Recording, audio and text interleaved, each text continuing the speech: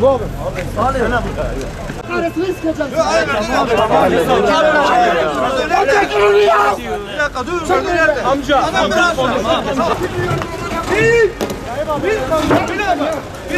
Şu arkadaş bir çıktı gel.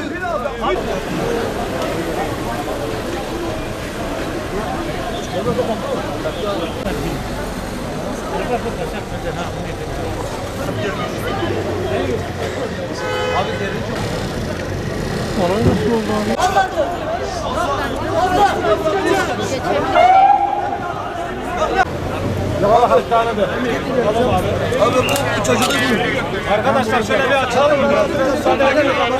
Arkadaşlar. Başka. Abi sana zahmet. Olayla alakası olmayanlar dağılsın beyler. Arkadaşlar. Olayla alakası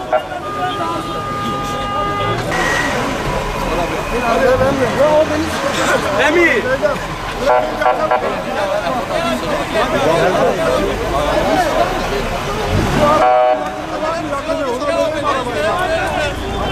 Üstünde silah mı var? Üstünde uyuşturucu var. Niye kaçtı? Doğrudur değil mi? Ben 7 yıl hapis yatmışım. TCK'yı ezbere biliyorum. Sen niye polise bakıyorsun? Polis gelmemişim.